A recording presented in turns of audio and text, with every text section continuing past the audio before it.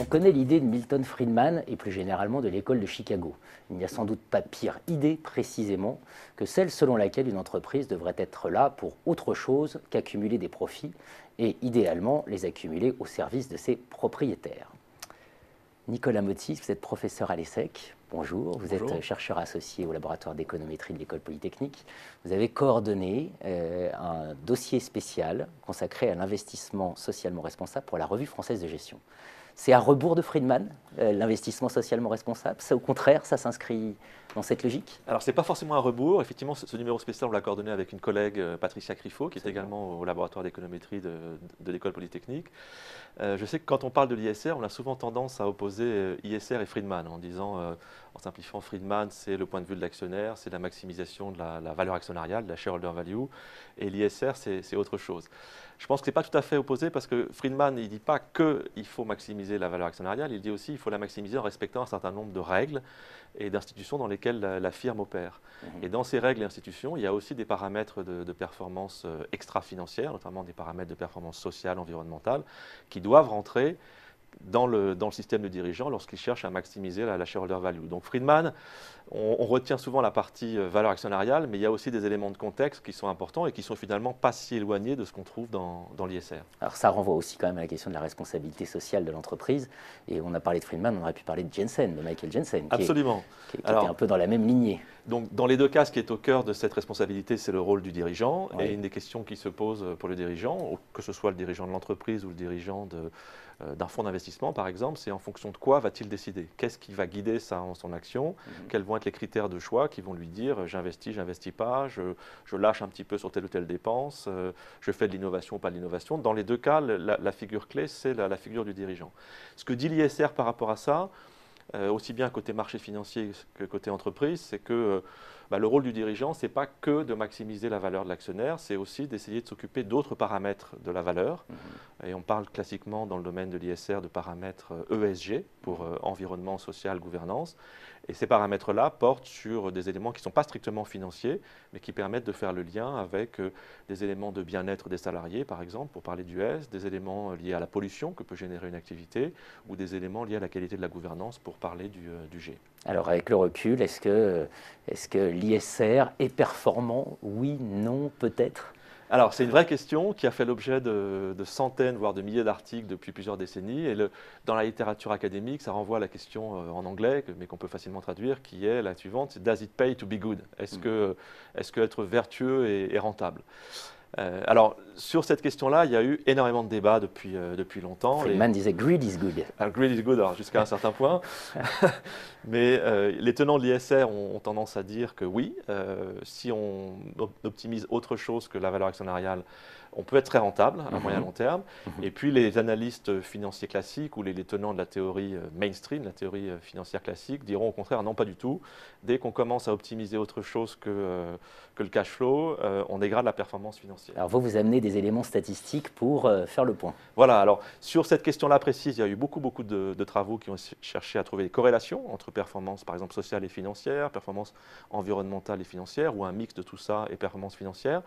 Aujourd'hui, au niveau international, il y a un relatif consensus sur le fait, alors ça peut paraître un petit peu bizarre comme formulation, mais la formulation admise est la suivante, c'est que ce n'est pas parce qu'on fait de la performance ESG qu'on dégrade forcément la performance financière. Tout est dit par la formulation. Voilà, alors ça peut paraître un peu faible, mais en fait c'est déjà une conclusion extrêmement forte. Absolument. Ça veut dire pour un investisseur ou pour un dirigeant, s'occuper d'autres variables de performance que le cash, ce n'est pas forcément négatif pour le cash. Et donc ça, c'est un point qui peut rassurer fortement des dirigeants qui doivent rendre des comptes ou des investisseurs qui doivent aussi rendre des comptes aux épargnants, par exemple. Ils peuvent tout à fait faire les deux. Dans certains cas, ils peuvent même trouver une corrélation positive assez claire entre l'optimisation de la performance sociale de la firme et l'optimisation de la performance financière. Mais en tout cas, ce n'est pas parce que vous allez vous occuper de performance extra-financière que vous allez forcément léser l'actionnaire, pour reprendre un terme. Aujourd'hui, on peut l'affirmer. Aujourd'hui, on peut l'affirmer.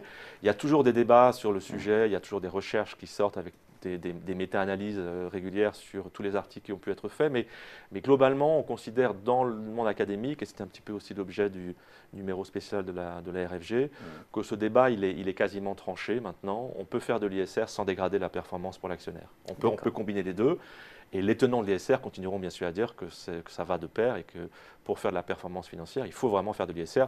Ce n'est pas si évident que ça non plus, mais en tout cas, on peut faire de la performance ESG sans nuire à l'actionnaire. D'accord. Alors on imagine très bien qu'il y a des industries de l'investissement socialement responsable, qu'elles doivent être très dépendantes des contextes institutionnels, France, Europe, États-Unis. Vous pouvez nous éclairer un peu? Alors absolument. Donc l'ISR, c'est un phénomène mondial. Hein. Donc en anglais, c'est ce qu'on appelle le SRI, c'est Socially Responsible Investment. L'appellation elle-même a changé. Aujourd'hui, on parle beaucoup plus de Responsible Investing, donc d'investissement responsable.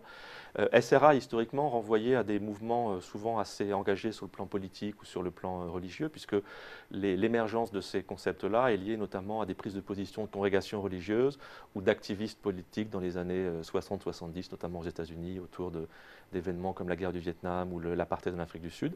Mais depuis, on est sorti de ces zones d'engagement militant fort et on est aujourd'hui sur des niveaux d'investissement qui couvrent l'ensemble des marchés financiers, alors plus ou moins selon les pays. Et la France, justement, est l'un des écosystèmes au niveau mondial qui est le plus développé dans le domaine de l'investissement responsable. On a un écosystème bien développé aux États-Unis, on en a un en Australie, pour prendre un autre extrême, et en Europe, les deux pays sur lesquels on a un écosystème le plus complet, c'est le Royaume-Uni et la France. Donc la France, dans le domaine de l'ISR, est relativement en pointe au niveau mondial. D'accord. Alors en termes de pistes de développement, alors d'abord, qu'apporte le numéro? Est-ce qu'on apprend des choses un peu nouvelles par ailleurs, sachant que vous en avez déjà apporté beaucoup? Et est-ce qu'il y a des pistes de développement futures pour l'ISR particulièrement prometteuses? Alors, dans ce numéro spécial, justement, on a essayé de faire un état de l'art de la recherche en management sur l'ISR. Donc, il y a 6 articles, plus une synthèse et un article introductif. Et ce qu'on a essayé de faire dans ce papier, c'est mettre l'accent sur les zones qui représentent des potentiels intéressants de développement pour l'ISR. Donc, peut-être un des points, avant de citer 2 zones précises, c'est que la France a depuis longtemps mis en avant une approche assez originale dans le domaine de l'ISR, qui est ce qu'on appelle l'approche best in class, qui consiste pour un investisseur financier, à prendre secteur par secteur les firmes qui ont les meilleures pratiques ESG, les meilleures pratiques extra-financières.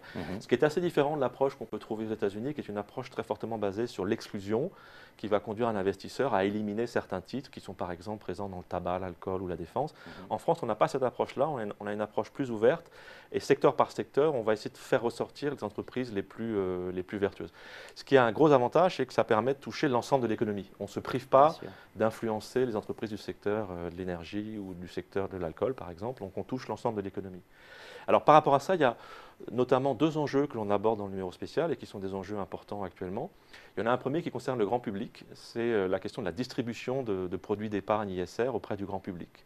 Aujourd'hui, quand vous interrogez, y compris des cadres et dirigeants dans des entreprises, sur ce que recouvre l'investissement socialement responsable, dans la plupart des cas, une méconnaissance. Méconnaissance. On ne sait pas trop ce que ça recouvre. On associe plus ou moins ça à des mouvements militants ou à des fonds détenus par des mutuelles, mais on a beaucoup de mal à s'y retrouver dans la logique et les produits d'épargne ISR. Donc ça, c'est un très gros enjeu. On en parle dans le numéro spécial. Il y a notamment mieux connaître, mieux distribuer. Exactement. Disposer de labels qui permettent de créer des signaux sur le marché qui permettent d'évaluer la qualité des produits ISR. Donc ça, c'est un enjeu très important qui est évoqué dans le numéro spécial. Il y a un deuxième enjeu qui concerne davantage la relation entre investisseurs et entreprises, c'est ce qu'on appelle le thème de l'engagement actionnarial. Paradoxalement, dans beaucoup de cas, les actionnaires ont souvent été absents du paysage économique. Ils ont plutôt eu tendance à voter avec leurs pieds, donc s'ils ne sont pas contents, on a fait beaucoup de choses en leur nom, mais parfois sans leur demander leur avis. On a souvent accordé aux actionnaires des pouvoirs qu'ils n'exerçaient pas en fait en pratique, et les thématiques ISR en fait posent vraiment la question de finalement quel type d'interaction les actionnaires peuvent-ils avoir avec les dirigeants pour essayer d'influencer leurs pratiques en matière environnementale par exemple. Et donc ce thème de l'engagement, c'est un thème extrêmement important aujourd'hui autour des travaux sur l'ISR, parce que ce qu'on comprend bien, c'est que si on veut que les pratiques des entreprises évoluent, il faut que les dirigeants engagent un dialogue avec les actionnaires sur ce qui peut être fait, quels engagements peuvent être pris. Et donc il y a toute une série de travaux aujourd'hui dans le monde académique et dans le monde professionnel sur ces notions d'engagement.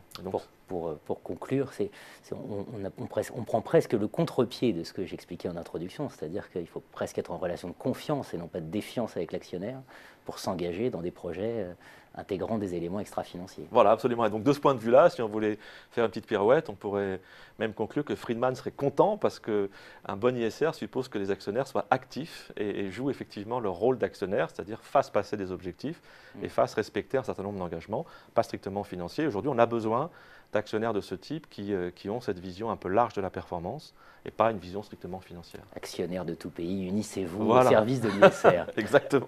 Très bien, donc un dossier spécial, l'investissement socialement responsable, à retrouver dans la revue française de gestion. Nicolas Motis, merci beaucoup et merci donc à votre co-coordinatrice, Patricia Criffaut également. Patricia Criffaut, de ce dossier spécial.